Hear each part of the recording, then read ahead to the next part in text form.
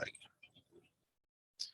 En la última clase estuvimos viendo los oficios de Jesucristo. Voy a presentar eso aquí. Mejor no. A ver si voy a presentarlo. El oficio de Cristo. Cristo como profeta fue profetizado por Moisés. Jesús mismo también se vio como profeta. Jesús tenía mucho en común con los profetas que le precedieron, con los términos Naví, que significa llamado por Dios para anunciar de parte de Dios, revela a Dios, proclamó el mensaje de Dios, ilustró sus enseñanzas con actos simbólicos, como era común los profetas del Antiguo Testamento. Como Jeremías, por ejemplo, se pone un yugo. ¿Quién más? A ver. Bueno, ese era el oficio de Cristo. Vimos también la exaltación de Cristo. Resucitó. A ver, estoy en la clase. Sí, está la clase correspondiente hoy día. Se levantó por medio de su propio poder, por el poder de Dios en general, por medio del Padre, el Espíritu Santo. Todos ellos intervinieron en la resurrección de Jesucristo. Algunos indican que Cristo no resucitó, señalan que José de Arimatea se robó el cuerpo. Otros indicaron que las autoridades romanas se llevaron el cuerpo, los discípulos se robaron el cuerpo. Sin embargo, hay varias evidencias de la resurrección de Cristo, como el sepulcro vacío, el cambio del día de descanso, la transformación de los discípulos, el establecimiento de la iglesia, la conversión de Pablo y la cantidad de testigos que vieron al Cristo resucitado. Vimos también la ascensión, la exaltación de Jesucristo. La ascensión se refiere a la separación de Jesús de parte de sus discípulos, para irse al cielo, para entrar en una nueva experiencia, en una nueva relación y comunión con sus discípulos, no ya física, sino de una manera espiritual, invisible. Era muy importante que ascendiera. Fue una ascensión corporal, visible, cruzó los cielos, tomó un lugar a la diestra de Dios Padre, y aparte del oficio profético, Cristo ejerció su oficio sacerdotal. El profeta es representante de Dios ante el pueblo, mientras que el sacerdote representa al ser humano, al hombre, a la humanidad, al pueblo, delante de Dios, e intercede a favor de su pueblo, lo representa. Bueno, ahí vimos las funciones del sacerdote: representar al pueblo delante de Dios, designado por Dios, se ocupa en beneficio de los hombres, ofrece sacrificios, dones, intercede por el pueblo y los bendecía en el nombre del Señor. Todo eso es lo que vimos la semana anterior. El hermano Carlos dice, voy y vuelvo enseguida. Muy bien. Voy y vuelve, dice nuestro hermano. Perfecto. Hoy día teníamos también algunas disertaciones. Voy a ver las disertaciones. El hermano Claudio congeló, va a seguir en el segundo semestre. Tiene harto trabajo, me dijo. La hermana Marjorie no se ha conectado. La hermana Marjorie va a tener que llamar. La hermana Francisca no va a poder disertar hoy día. Bueno, no hay ninguna disertación hoy día entonces. Ya, vamos a trabajar la siguiente clase entonces, que tiene que ver con los oficios de Jesús de Nazaret. El primer oficio era de profeta y de sacerdote, y ahora continuamos viendo el oficio de nuestro Señor del Rey, como Rey. Muy bien. Aunque Jesús mismo nunca anunció explícitamente y de manera abierta el título, de modo implícito lo aceptó. ¿Qué hubiese ocurrido si Jesús hubiese anunciado su realeza, pero de manera explícita, de manera concreta, sin lugar a dudas? ¿Qué hubiese ocurrido con el ministerio de Jesucristo si él se expresa abiertamente como un rey?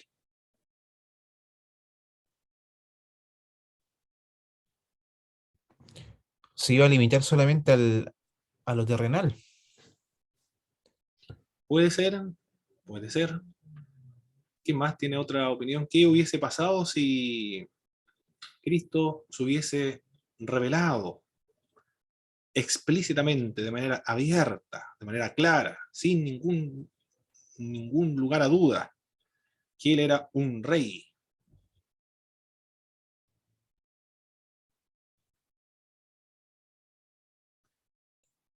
Era, Considero que la gente igual hubiera sido incrédula ante el nombramiento que se estaba dando a nuestro Señor, porque al final él también se nombró como hijo de Dios y tampoco le creyeron y hubiera sido como lo mismo.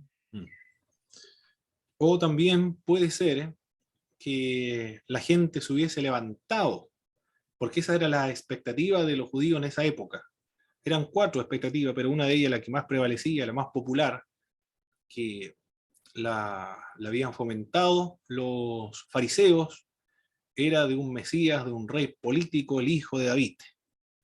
Si abiertamente se hubiese manifestado, se hubiese exhibido como el rey, el prometido, el Mesías, hubiese levantado, se hubiese producido un levantamiento armado, lo hubiesen coronado antes de tiempo, se hubiese levantado el pueblo en armas.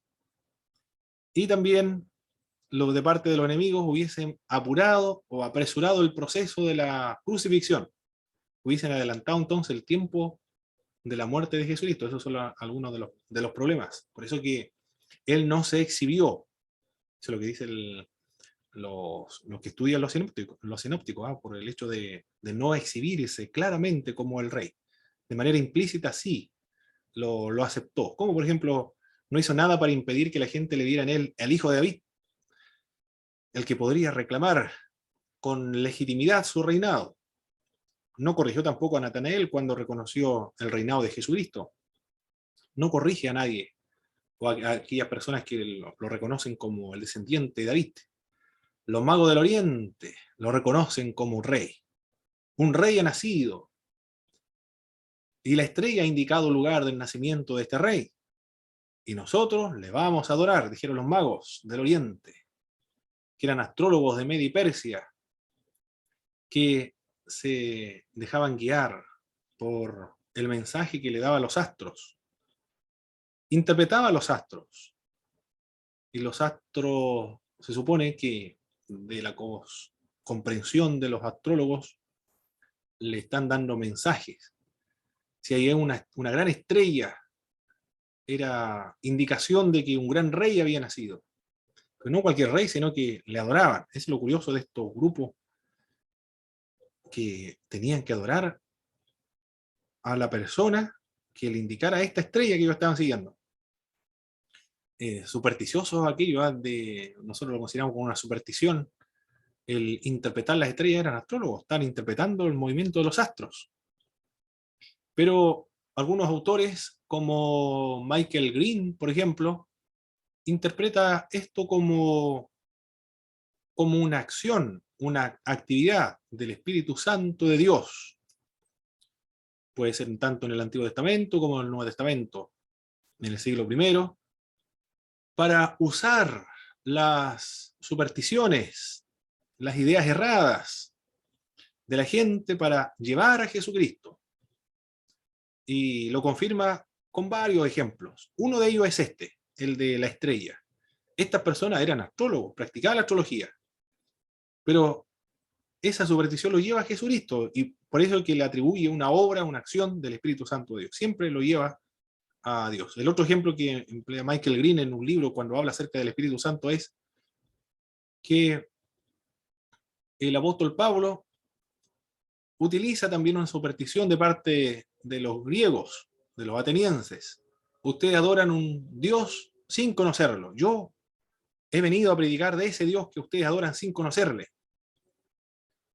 El apóstol Pablo está usando y está conectando la fe de esas personas con el Evangelio de Jesucristo.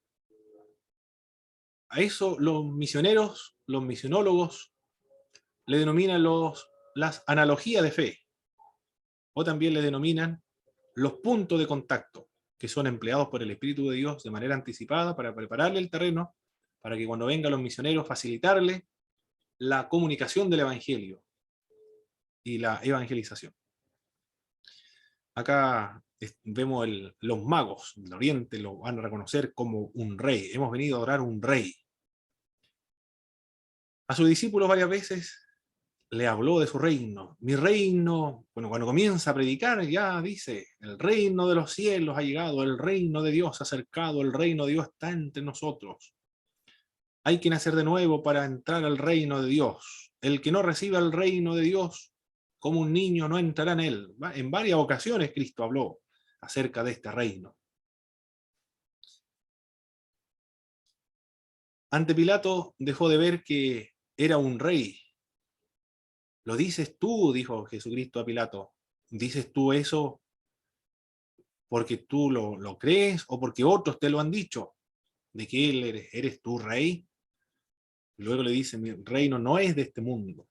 No era de este mundo, un reino espiritual. Reconoce entonces que él es un rey. Ejerce su oficio también, aparte como profeta, como sacerdote, de rey, igualmente. El reinado de Jesús en la actualidad es un reino espiritual, es un reino invisible, es un reino presente. El reino actual consiste en el gobierno de Cristo en el corazón de los creyentes, donde Cristo ejerce su control, su soberanía. Allí está el reino de Dios. Espiritual, invisible, presente, consiste en el gobierno de Cristo en el corazón de todas las personas que creen. Y el reino ya está presente, no hay que establecerlo, porque ya está presente. Eso enseñó Jesucristo, el reino de Dios está en medio de vosotros. Arrepentido y convertido porque el reino de Dios ha llegado. Ya está entonces el reino de Dios, no debemos establecerlo en ese sentido. Consiste en el gobierno de Cristo en el corazón de todos los creyentes, además del gobierno en su iglesia. Se debe distinguir este reino del reino milenial. El reino milenial es un reino diferente al espiritual porque es un reino material, es un reino futuro, es un reino político. Consiste en el gobierno de Cristo en el mundo, sobre todo de las naciones.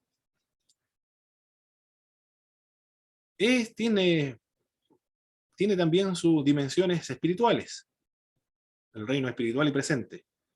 Pero es diferente porque en el reino espiritual y presente es donde Cristo ejerce su gobierno, sobre todos los creyentes, nada más. Pero el reino político ejercerá su gobierno, su control, su soberanía, incluso sobre los incrédulos, sobre los no creyentes. Y se puede concluir de que no todos son creyentes porque después que termina el milenio, hay una rebelión satánica y muchos siguen a Satanás. Ahí se evidencia de que no todos entonces son creyentes, sino que algunos estuvieron dispuestos a rebelarse contra Jesucristo en el reino milenial. El otro es el reino eterno después del milenio. Eso es lo que se debe distinguir. Hay un grupo que habla del reino ahora y el reino ya, o la teología del dominionismo, de establecer el reino ahora, el reino ya. Es una posición post-tribulacionista. Tiene características muy positivas porque habla de nosotros debemos establecer el reino de Dios aquí en la tierra, para que cuando venga Jesucristo reciba el reino que la iglesia le va a preparar. Son muy optimistas. Ellos dicen que debemos cristianizar el mundo. Debemos tener cristianos en las esferas de poder y de influencia de la sociedad. Debemos tener senadores, diputados, alcaldes, gobernadores, presidentes que sean evangélicos, de una posición evangélica.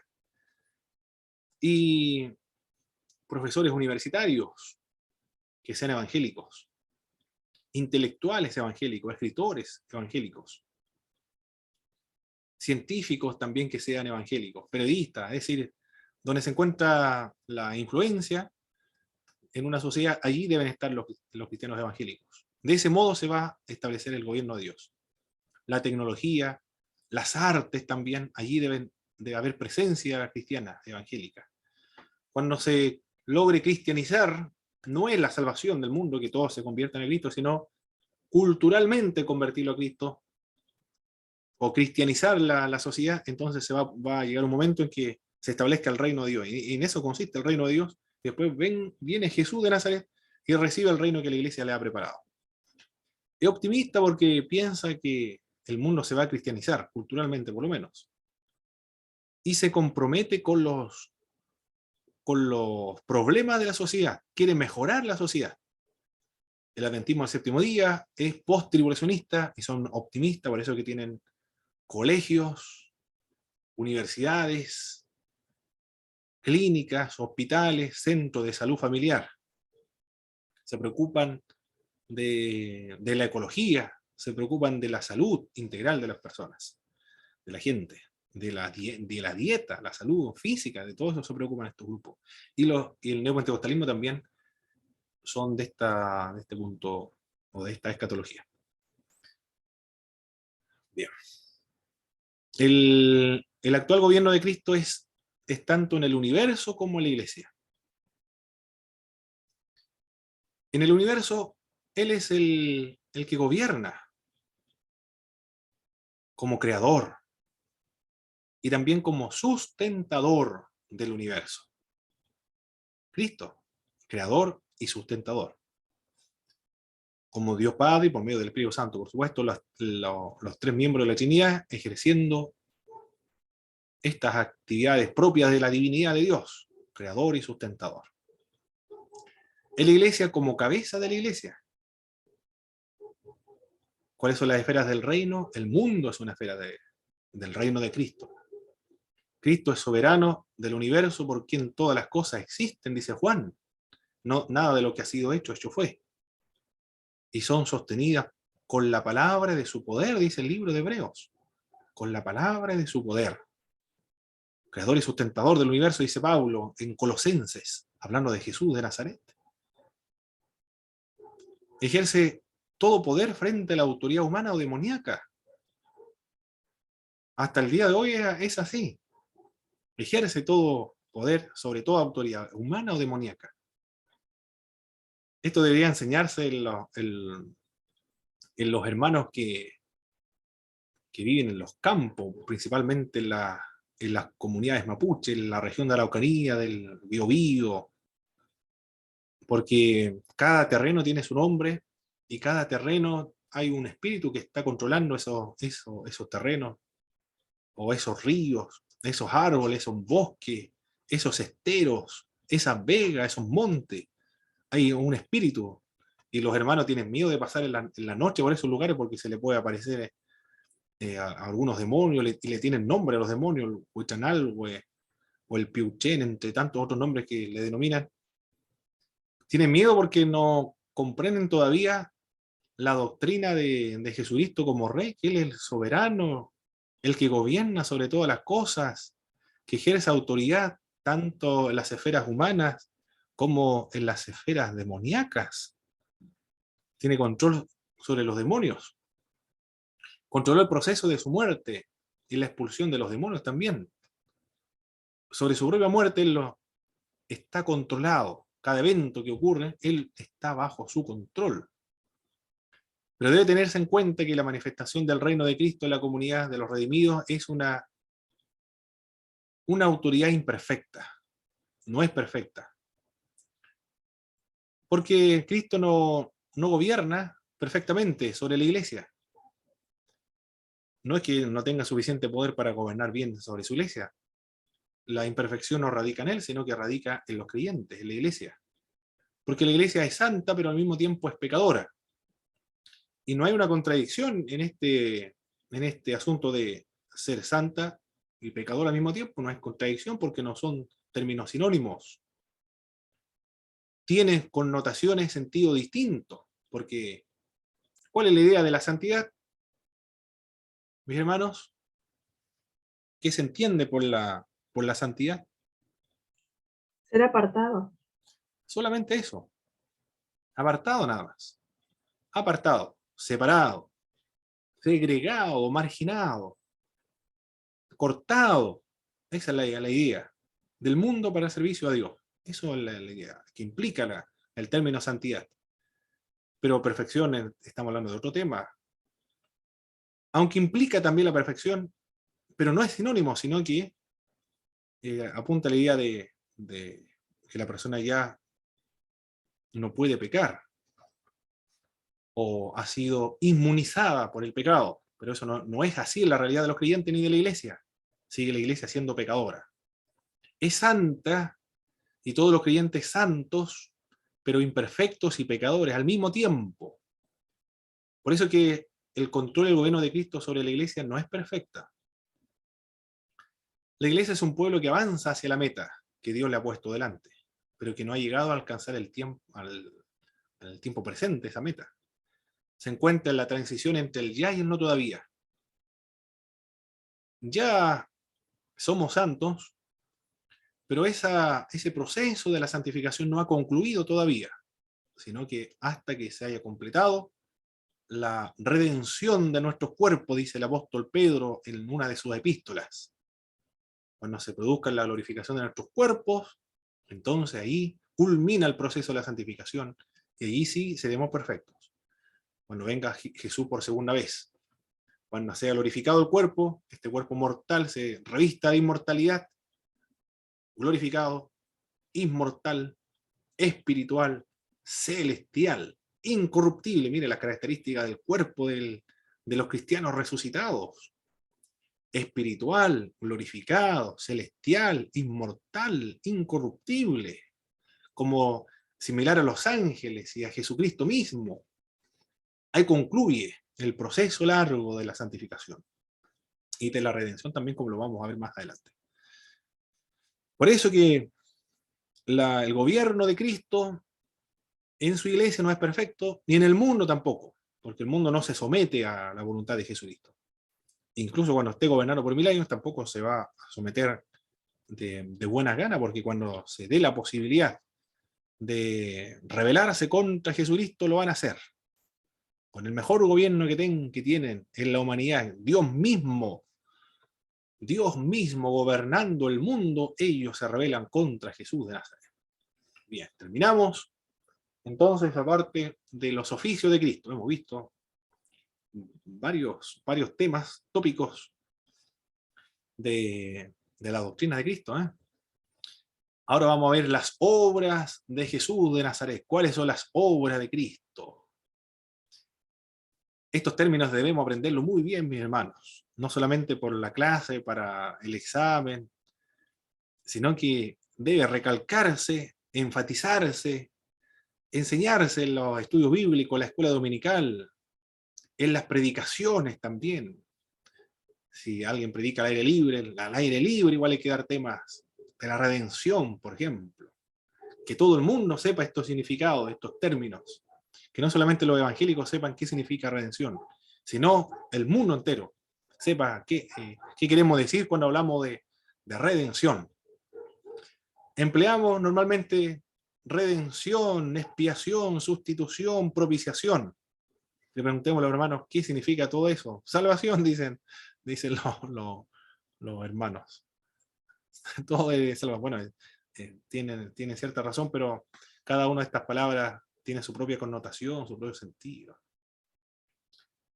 No significa lo mismo, y eso es lo que vamos a ver ahora.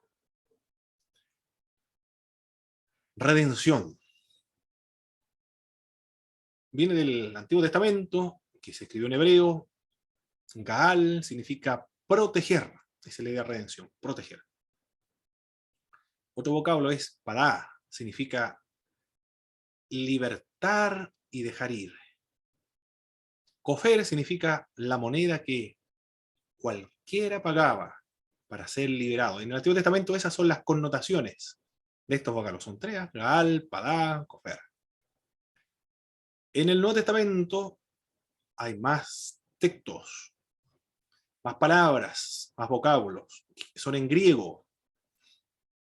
Porque en ese idioma que existía en esa época, cuando se reveló Jesucristo, y es la que va a emplear el Espíritu Santo para transmitir. Es el vehículo del mensaje sagrado, en el Nuevo Testamento el griego. Agorazo significa comprar. Esa es la idea de la redención, comprar. Otro vocablo, y todo esto se traduce al castellano como redención. Exagorazo, comprar del mercado y comprar para uno mismo. Comprar del mercado, pero lo compra para uno, para que sea propiedad de uno. Litrón significa liberar mediante el pago de un rescate. Se libera y yo doy un rescate para que se pueda ejercer la liberación de esa persona o ese individuo. Otro vocablo es apolitrosis. Significa redimir a uno mediante el pago de un precio, para dejarlo a uno libre al recibir el precio. Comprar para uno y comprar para dejar ir. Distintos términos que se utilizan para referirse o describir la obra de la redención. La redención expresa la idea de liberación. Esa es la idea, liberación. De alguna forma de mal, específicamente de la esclavitud o la servidumbre. Es liberar a un esclavo mediante el pago de un precio. Se libera a un esclavo y para liberarlo alguien paga un precio y lo deja libre. Puede ser para uno mismo, para dejarlo ir, dejarlo, emanciparlo, que cada uno tome su propio destino. La redención representa la obra de la cruz desde el punto de vista del precio que hubo que pagar para rescatar al ser humano. Todo esto se cumple en la cruz. La obra de Cristo en la cruz fue la obra de la redención. Pero como es una obra tan grande, se requiere varios términos para poder describirla. Porque con uno solo no es suficiente, se requieren varios vocablos, varios términos, varias perspectivas, varios matices para que nosotros logremos comprender lo que se estaba llevando a cabo y es la cruz. La cruz es símbolo de la redención. Cada iglesia que tiene una cruz en cualquier parte, puede estar en el púlpito, puede tener en el techo, en alguna parte visible, eso es el símbolo de la redención. Allí se efectuó la obra de la redención, pero no solamente la obra de la redención. Más adelante vamos a ver las otras obras de la propiciación, sustitución, expiación. La cruz representa todo eso porque allí se efectuó todos estos términos que estamos analizando ahora. Liberar al ser humano del pecado. La redención tiene como objeto a un esclavo. Nosotros somos los esclavos, sujetos bajo la naturaleza pecaminosa y de Satanás. La iglesia primitiva le decía a los catecúmenos: renuncian al diablo y a Satanás y a sus obras y a la carne. Y los cristianos decían: renunciamos a Satanás. Porque en el catecumenado se incluían muy bien a los cristianos, eran cristianos auténticos esa gente, dispuestos a sufrir martirio por causa de Jesucristo. Se le enfatizaba que efectivamente esta gente estaban esclavos del diablo y la obra de Cristo de la redención lo ha liberado, lo ha hecho libre. Su propósito, el propósito de la redención es liberar al pecador, dejarlo libre. Por eso Cristo decía: seréis verdaderamente libres si el Hijo del Hombre os libertare. Mientras el Hijo del Hombre no los liberte, serán esclavos. Y eso es lo que la gente debe saber. Son esclavos, no libres. La redención es un acto de Dios, por el cual Dios mismo paga el precio. La redención Dios la lleva a cabo. Él paga el precio por el rescate, el precio que exige su santidad. La encarnación fue el camino que Dios eligió para entrar en esta relación redentora de Dios con el ser humano. Gaal se utiliza en el libro del Antiguo Testamento en Ruth. Un pariente cercano tiene que redimirla. Un pariente cercano del esposo de Ruth. O también tenía otra responsabilidad, que era vengar al hermano que había sido asesinado. También Padá implica redimir en el sentido de rescatar, adquirir un bien extraño mediante el pago de un precio. Dios hizo provisión para redimir a los primogénitos de Egipto. El primer redentor. Y esto lo dice Edesio Sánchez cuando interpreta o comenta el libro de Génesis. Me gusta cómo lo comenta el libro de Génesis. Antes que creador, Él es el Redentor, dice Edesio Sánchez. En una de las conferencias, no lo dice en un libro, sino que lo menciona en una de las conferencias, tantas conferencias que tiene Edesio Sánchez, consultor de las Sociedades Bíblicas Unidas. En el principio creó Dios los cielos y la tierra estaba desordenada y vacía, y el Espíritu se movía sobre la faz de las aguas, y comienza Dios a ordenar el mundo, a reorganizarlo, comienza a reestructurarlo, a darle forma y a crear. Que lo que está haciendo está desordenado y vacío, pero Él comienza a darle forma, a restaurarlo. Por eso está hablando acerca de esta idea de antes Salvador, Redentor, antes que el Creador. Cofer, el otro vocablo, el significado fundamental de redimir mediante el pago de un rescate, aparece claramente en varios pasajes. Levítico, Éxodo, por ejemplo. En esos pasajes no se ve un rescate material, sino la actividad redentora de Dios mismo, que ha liberado a Israel de Egipto. Dios ha liberado a Israel de Egipto. Todas estas redenciones eran colectivas o nacionales. Dios redime de Egipto, Dios redime también de Babilonia. Cuando estaban en 430 años en Egipto, 70 años de Babilonia, Dios los redime. Y lo mencionan los profetas. Di a Etiopía, a Seba, de aquí más, no recuerdo, a los filisteos, di como rescate por precio para tu liberación. ¿Por qué dice eso? Porque estas naciones tienen que caer en manos de los babilonios para que se pueda de los medos persas, para que se pueda producir la redención, la salida de los israelitas que se encuentran cautivos en Babilonia. Dios es el Redentor, entonces. Se manifiesta como el Redentor. Dios es el Redentor en el Antiguo Testamento. En el Nuevo Testamento, Cristo también lleva a cabo, y Él es el que rescata, y el rescate al mismo tiempo la persona de Jesús de Nazaret. Pero también la redención en algunos casos se da personalmente.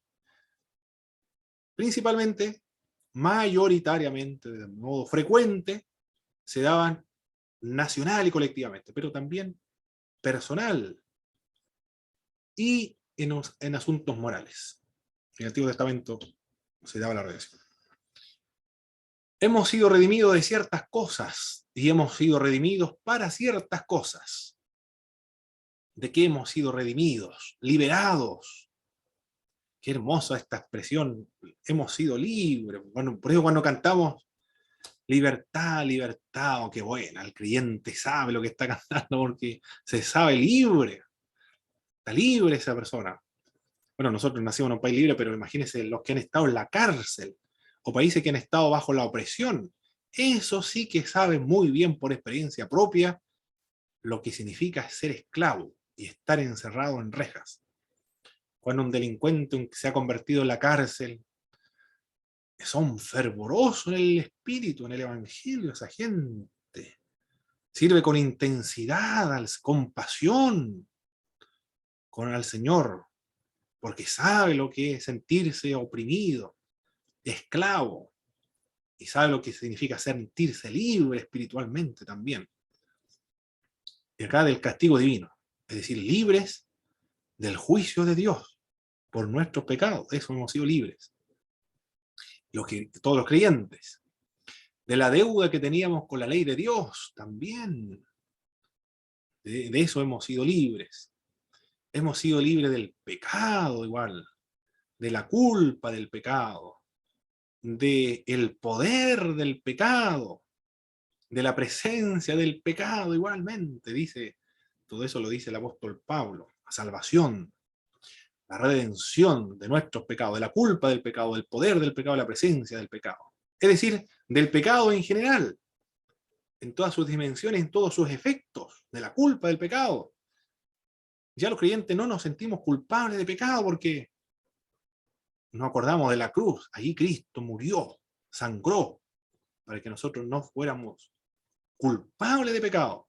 Y del poder del pecado. El pecado ahora ya no tiene control, poder. No tiene soberanía, ni tampoco nosotros somos súbditos, ni estamos bajo su subordinación, sino que tenemos otro, un amo ahora. Cristo es el amo, ya no el pecado más. Y de vivir bajo la tutela de la ley. También hemos sido liberados de eso.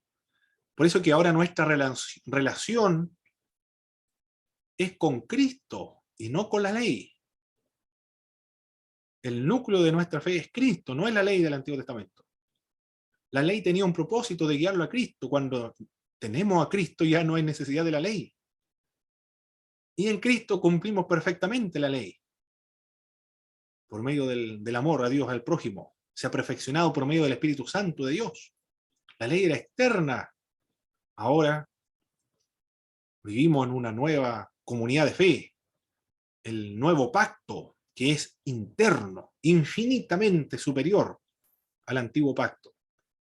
Ya no estamos bajo la ley, que el paidagogo en el griego es paidagogo, el que lleva y el que enseña a un niño, el que lleva al colegio o el que enseña a un niño. De nuestra vana manera de vivir también. De nuestra vida sin sentido, sin propósito alguno. También hemos sido redimidos de eso. De la potestad de las tinieblas. Dice Pablo en Colosenses 1:13. Hemos sido redimidos de la potestad de las tinieblas, de la potestad de Satanás o de los demonios. Pero si hemos sido redimidos de ciertas cosas, también hemos sido redimidos para ciertas cosas, para tener una nueva relación con Dios ahora, en Romanos 6, para tener la capacidad de vivir libre del dominio del pecado, porque ya el pecado no tiene control, poder sobre los creyentes. La redención ha venido a destruir un efecto del pecado. El hombre fue hecho no solo para tener comunión con Dios, sino también para que el ser humano aprendiera a vivir permanentemente dependiendo de Dios. La redención tiene que lograr en nosotros el propósito de que vivamos en dependencia de Dios. Hemos sido liberados para Cristo. Ya no nos pertenecemos a nosotros mismos, para Cristo. ¿De qué nos liberó Cristo? Del justo juicio divino que merecíamos justamente debido a nuestros pecados, de la maldición de la ley, nos consiguió perdón de pecados, nos liberó de nuestros pecados también. El propósito de Cristo al redimir no es para purificar para sí un pueblo celoso de buenas obras. Mire la expresión que utiliza Pablo en Tito 2:14. Celoso de buenas obras. De un pueblo obsesionado por las buenas obras. Caracterizado por las buenas obras. Los creyentes se caracterizan por las buenas obras. No una iglesia solamente como la Iglesia Católica Romana de las buenas obras, o la Iglesia Bautista por las buenas obras, sino todos los creyentes son celosos de buenas obras. Para eso fuimos redimidos, para ser celosos de buenas obras.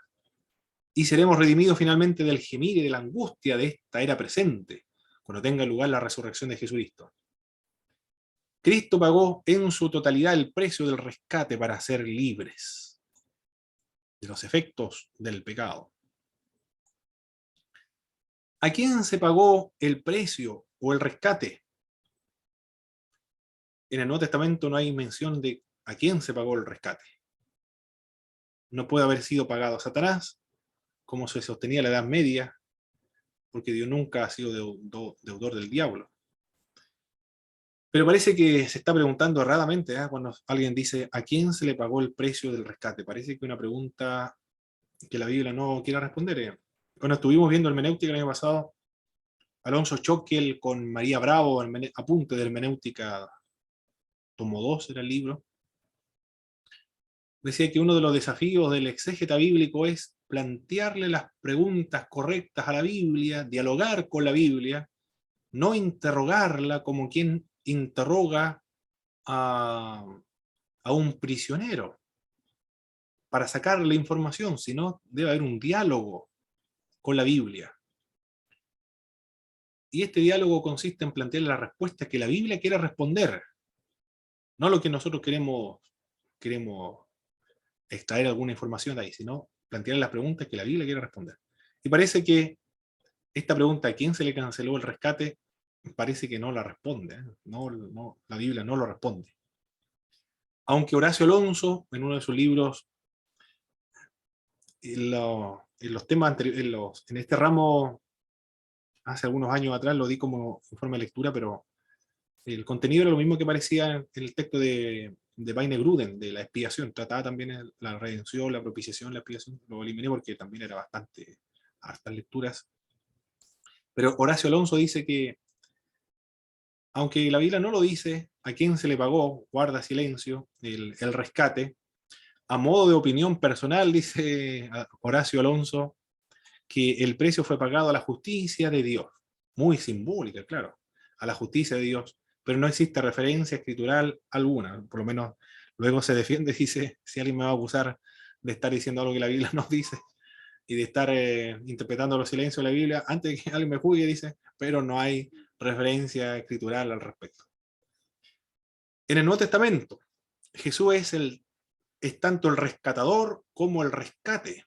Él es el que rescata, pero al mismo tiempo, Él es el precio del rescate.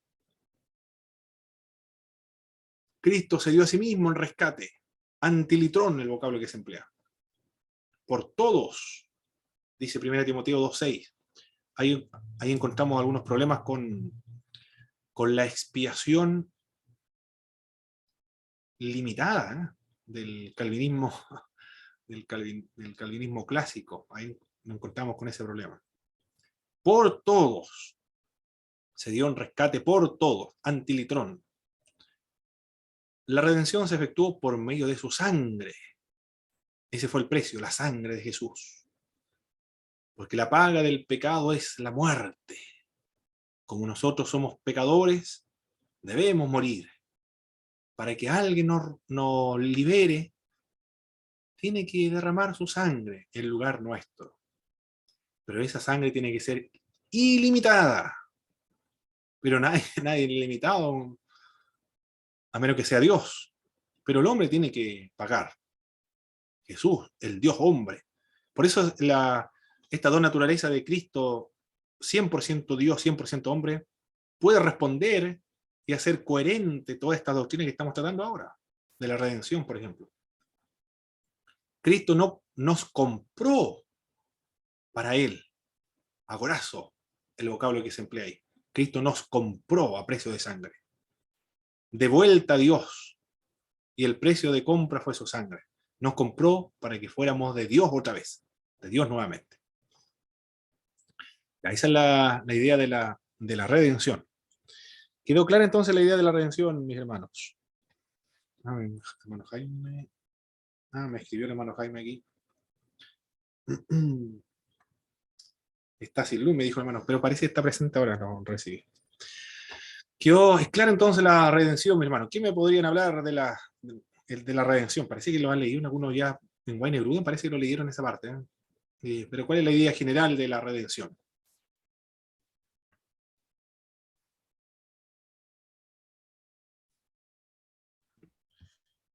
lo que hablábamos, profe, la liberación en este caso del culpable. Perfecto. Mediante el pago de un precio, esa es la idea, tiene que estar muy claro esa idea, mediante el pago de un precio. Rescatar, liberar a un esclavo mediante el pago de un precio. Así lo vamos a aprender con esas palabras casi literalmente para que no se nos olvide. Liberar a un esclavo mediante el pago de un precio. Otra obra de Cristo, bueno, no fue la única la redención, sino que también fue la expiación. El propósito de la expiación es destruir el pecado. Ese es el propósito. Recuerda que la redención era liberar, acá es destruir el pecado. Y cuando se destruye el pecado, unir al ser humano con Dios nuevamente. La expiación es una de las doctrinas que más ataque ha sufrido de parte de la teología liberal. Esto lo escribió John Stott hace tiempo atrás. En algunas iglesias se recomienda a los profesores de escuela dominical que no pongan mucho énfasis en la sangre porque los niños se podrían traumatizar. Esa fue la sugerencia que le dijeron los profesores liberales a su colegio, a la escuela dominical. El problema del liberalismo teológico es serio, hermano. Aquí en Chile también está ese problema del liberalismo teológico, que no creen en nada, en lo sobrenatural, en la inspiración de la Biblia, en ángeles, en demonios, resurrección, la concepción virginal de Jesucristo. Creen en la evolución, en el racionalismo.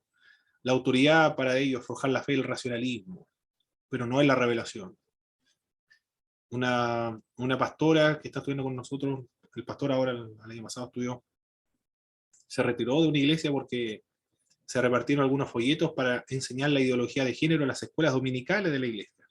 Se retiró de la iglesia, que no podía seguir así. Varios grupos hermanos también se retiraron, porque no podía ser posible que se pudiese estar enseñando en una iglesia evangélica aquellas enseñanzas, aquella doctrina. Cabe destacar que estamos estudiando algunos vocablos de esta experiencia de salvación, pues la obra de la cruz es una sola. Eso es lo que debemos tener en cuenta, la obra de la cruz es una sola. Pero como es tan grande, se requiere muchas palabras para describirla y apreciarla también, porque si no la describiera de este modo no podríamos apreciarla realmente. La expiación supone la existencia del pecado. Está el pecado ahí y tiene como propósito destruir el pecado. La expiación es la obra por la cual el pecado es borrado. Es el propósito de la expiación, borrar, destruir el pecado, acabar con el pecado. Pero también el gran propósito de expiar el pecado es unir al hombre con Dios, unirlo otra vez. La expiación cubre el pecado, lo aparta, lo borra. Qué maravillosa la obra de Cristo, ¿eh? Borrar, cubrir, apartar el pecado en nuestras oraciones, ¿eh? Cuando en nuestros devocionales o cuando llegamos a la iglesia, que nos perdone todos nuestros pecados, que no haya ningún obstáculo que impida disfrutar de su santa presencia. Pero eso se efectúa en la cruz, en la obra de la expiación de Cristo. Hay un himno, parece, que habla de la expiación, ¿o no? Sacrificio de gran expiación. Sí, hay un himno. En el monte Calvario. Sacrificio de expiación. Hay alabanzas también, himnos de la redención, de la justificación. Los himnos están llenos de teología, hermanos.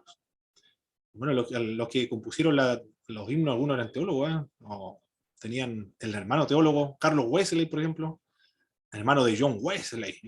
Impresionante, hasta John Wesley fue el que escribió Cariñoso Salvador. Castillo Fuerte, el Martín Lutero, nada menos que Martín Lutero, 500 años, 300 años cantando Cariñoso Salvador por Wesley. Está la teología implícita. Bien, la expiación tiene eso, borrar el pecado. La expiación requería un sacrificio, requería una víctima. Pero esta víctima debía ser inocente.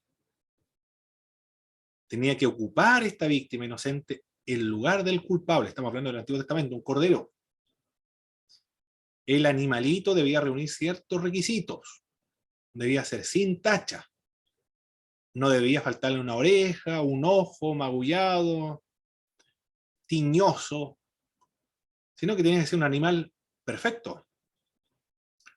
No podía estar enfermo, no podía faltarle en ninguna parte de su cuerpo. ¿Por qué el animalito debía reunir estas características?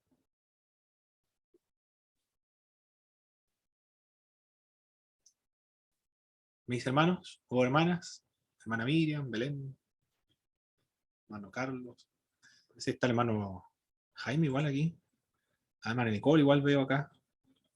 ¿Por qué los animalitos debían reunir esos requisitos de ser Debido perfecto? debido a la perfección del hombre en la creación en su momento, cuando Dios creó al hombre, estaba en su absoluta perfección. Había otra razón, ¿eh? Había otra razón de los sacrificios de los animalitos, del cordero, por ejemplo, de otros animales.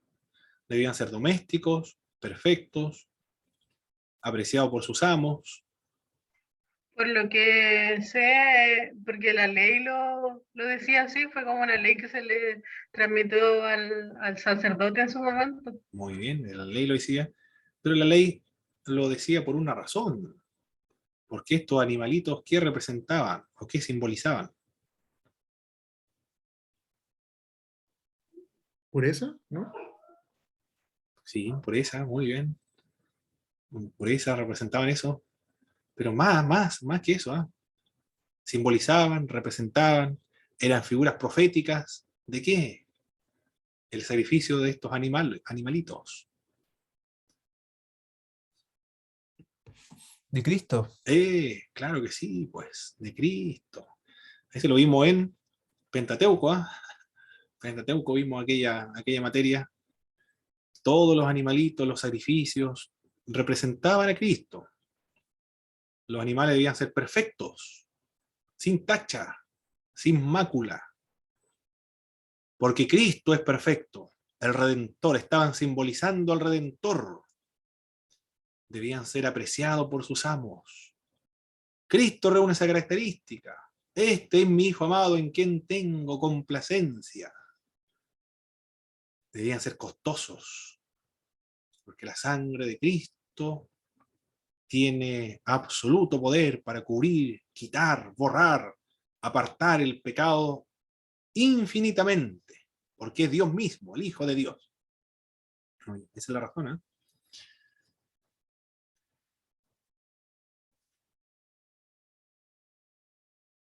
En la expiación, ¿se alcanza a ver bien ahí? A ver, esa parte donde dice la expiación, voy a correrlo un poquito, ahí está. La expiación, entonces, es la obra por la cual el pecado es borrado.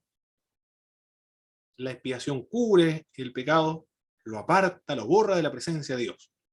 Expiación es cubrir el pecado o al pecador, apartar el pecado. Excelente. Sigamos entonces, hermano. Sigamos avanzando aquí, de a poco.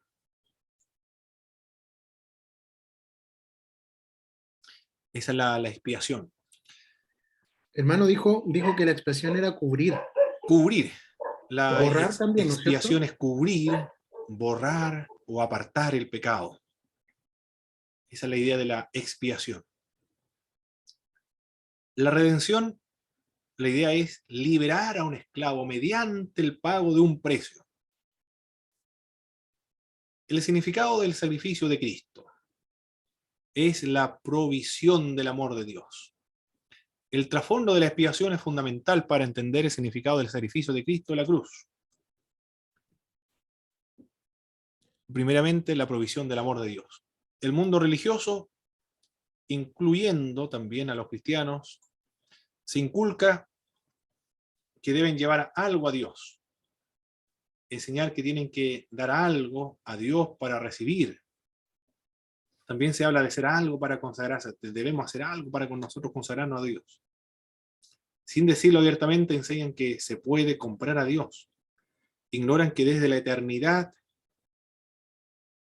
Dios existe no como el Dios que exige, sino como el Dios que da. La expiación es la provisión del amor de Dios. La obra expiatoria de Cristo agota, extingue el pecado. Por eso aparece la imagen ahí de alguien que está extinguiendo un fuego. La expiación extingue el pecado. Mire qué hermosa estas ilustraciones. Extinguir el pecado. Si la gente se diera cuenta de la obra de Cristo, no seguiría con su incredulidad, disfrutaría de Jesucristo, asistirían a la iglesia, alabar al Señor, leerían la Biblia, conversarían con Dios, disfrutarían de Dios todos los días. Bueno, ahí está el desafío nuestro, ir a buscar a la gente, traerlo a la iglesia. Si la gente no va a la iglesia, la iglesia tiene que ir a buscar a la gente en la calle, donde se encuentre. La obra expiatoria de Cristo agota, extingue el pecado, agota el juicio de Dios sobre el pecado del hombre. Cristo absorbe el pecado como una esponja, absorbe la ira de Dios sobre él mismo. Cristo se hace responsable del pecado cuando él lleva a cabo la obra de expiación. Increíble, se hace responsable por nuestros pecados. La obra de Cristo es una obra vicaria, porque extingue el pecado de una manera vicaria, es decir, sustitutoria, representativa. Como Adán, el representante de la raza humana en general, pecó, todos nosotros pecamos, en Cristo Jesús, por la obediencia de uno, todos nosotros somos justificados. Es nuestro sustituto entonces, por eso es una obra vicaria, en nuestro lugar.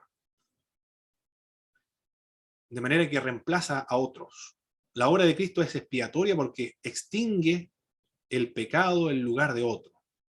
Porque Cristo reemplaza al que tenía que morir. La muerte de Cristo es expiatoria porque Él la sufrió en lugar del culpable, en nombre del culpable. Los sacrificios del Antiguo Testamento destacaban verdades de valor eterno. Incluían confesión de pecado.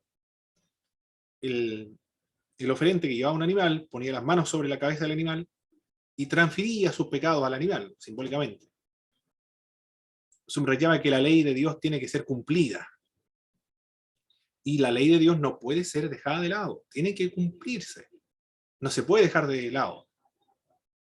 Requería un sacrificio, había derramamiento de sangre. La ley de Dios debe honrarse. La culpa del pecado es transferida. Había una víctima inocente que recibía la culpa del culpable. Eso es el significado de la expiación.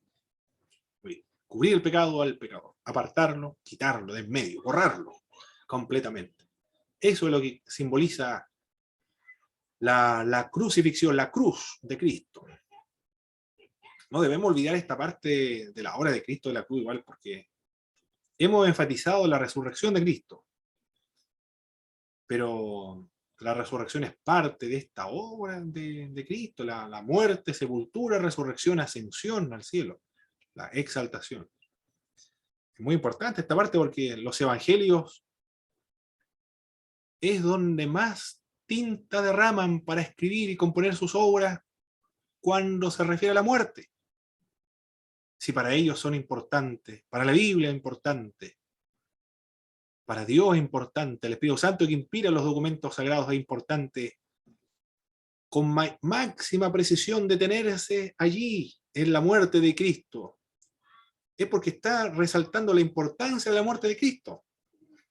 Es importante entonces, porque allí se llevó a cabo estas obras, la obra de la redención, la expiación, y la otra obra es la de la propiciación. Voy a tratar de hacer acá una imagen, voy a tratar de que me resulte. Vamos a hacer todo lo posible para que me resulte esta imagen aquí. Ya, supongamos que este es la cubierta del arca. Aquí está el arca del pacto, ahí está. Aquí dentro del arca están las leyes de Dios, pero esas leyes están rotas. Y Dios está viendo acá arriba. Ahí está viendo el Señor. Dios ve el pecado de los seres humanos dentro del arca. Ve sus leyes quebradas. sus leyes rotas por el pecado del ser humano. Cuando ve las leyes rotas, entonces se manifiesta, se produce la ira de Dios sobre el culpable, pero para evitar que la ira de Dios sea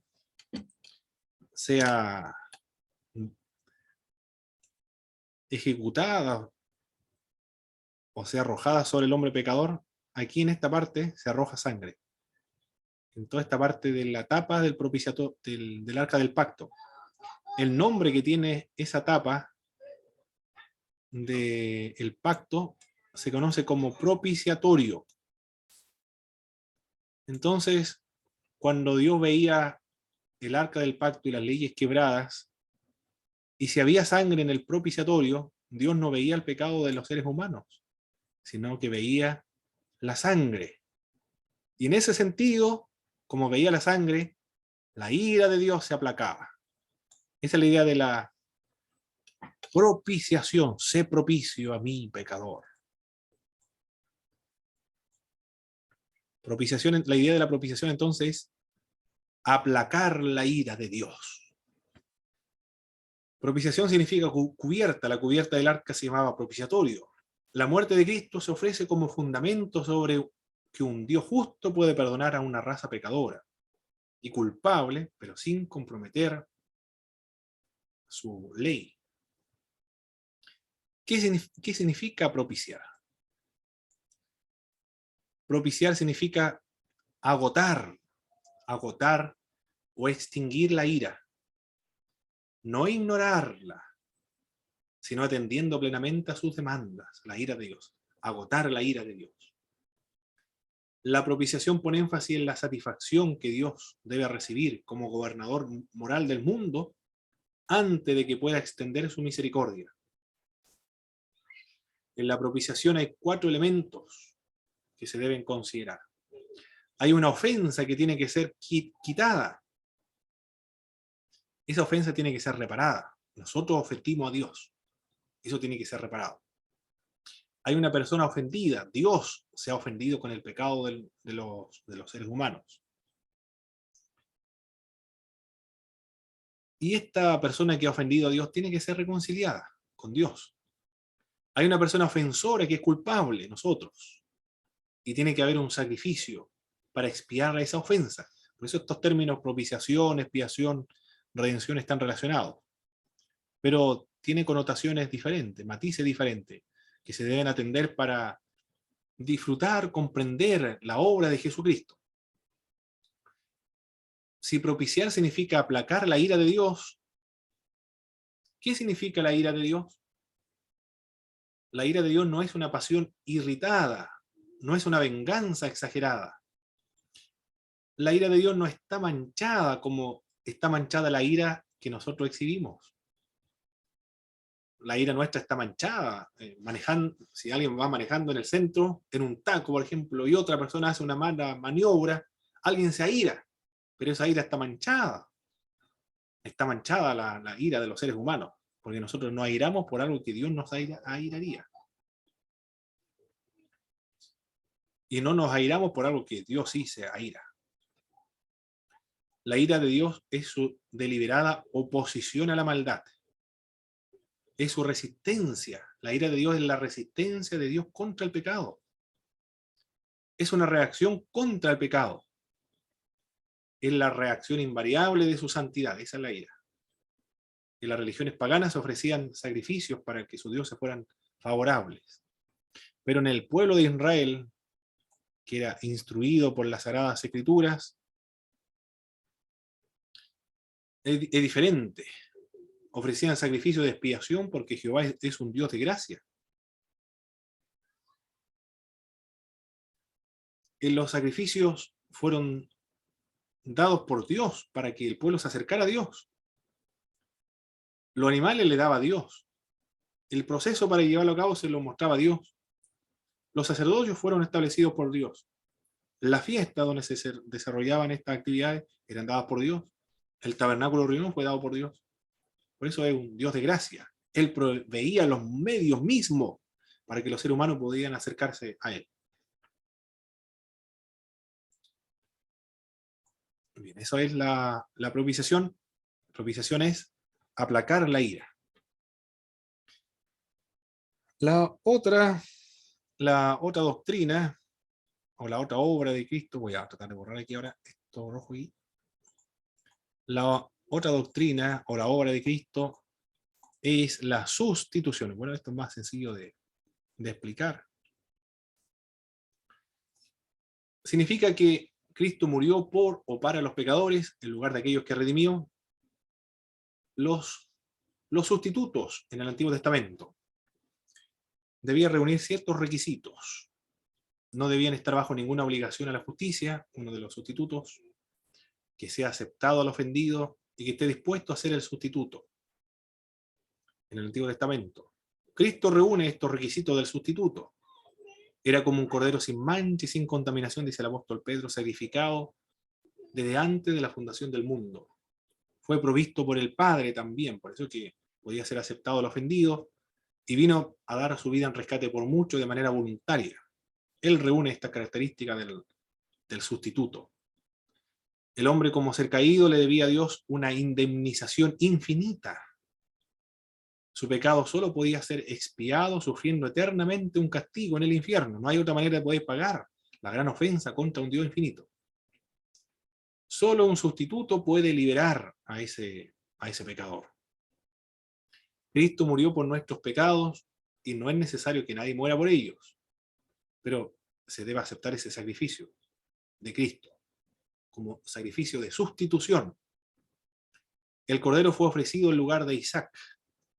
Barrabás siendo liberado y Cristo llevado su cruz y tomando el lugar que le correspondía a Barrabás, ilustra muy bien esta doctrina de la sustitución. En algunas culturas antiguas, en la cultura china,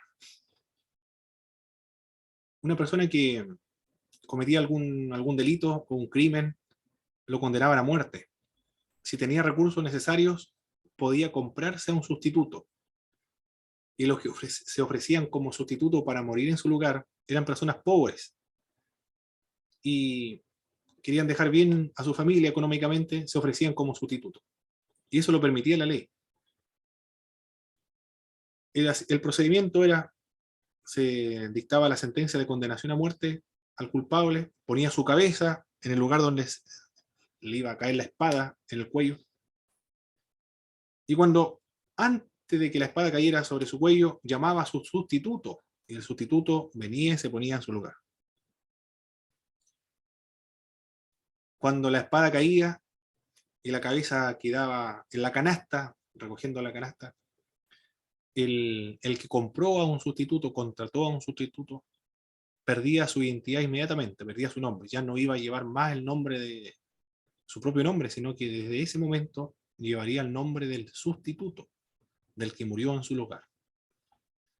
Ilustra bien la obra de Jesús de Nazaret, del sustituto. Los cristianos ya hemos perdido nuestros nombres. Ya nuestros nombres no importan. No es interesante, sino que ahora lo importante es el nombre que llevamos como cristianos, como seguidores de Jesucristo. Somos seguidores de Cristo, eso es lo más importante. Hemos muerto con Cristo, hemos sido sepultados con Cristo, resucitados con el Señor Jesucristo. Esa es nuestra identidad en el bautismo. Muy bien, mis hermanos, vamos a dar un breve repaso de lo que estuvimos viendo en esta clase. Ahora pueden activar todos sus micrófonos para responder las siguientes preguntas, que lo planteo de inmediato aquí.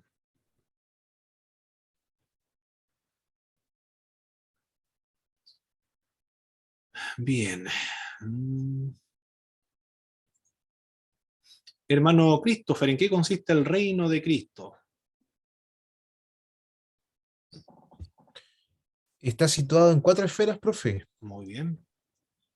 Está en el ámbito... es un reino que se ejerce en el corazón de cada creyente, es un reino espiritual, es un reino de 1000 años Y, uy, se me olvidó la última. Y el reino eterno. Y es eterno. Muy bien. Consiste en el gobierno de Cristo en el corazón de todos los creyentes. Perfecto. Es uno de los oficios de Cristo de rey. Perfecto. Hermano Carlos, de acuerdo a las obras de Cristo, ¿cuál obra de Cristo corresponde a liberar a un esclavo mediante el pago de un precio? ¿Liberar para sí o liberar para dejar ir? La redención. Excelente, muy bien. Sí. Hermana Belén, aplacar la ira. ¿Qué obra de Cristo corresponde a aquello? Aplacar la ira. La propiciación. Propiciación, excelente. Hermana Miriam o hermano David, cualquiera de los dos. Cubrir el pecado, cubrir al pecador. Apartar o quitar o borrar el pecado. ¿Qué obra de Cristo corresponde a aquello? La expiación, Excelente, donde el pecado es borrado. excelente. Extinguido también. Eliminado. Qué hermosa obra de Cristo, ¿eh? Borrar, exterminar, extinguir el pecado. Hermana Nicole, el morir en el lugar de otro o por aquello por quien redimió o murió, ¿a qué obra de Cristo representa o alude?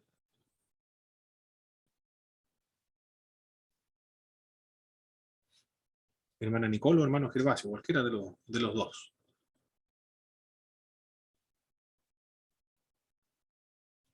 Parece que se le cayó la señal.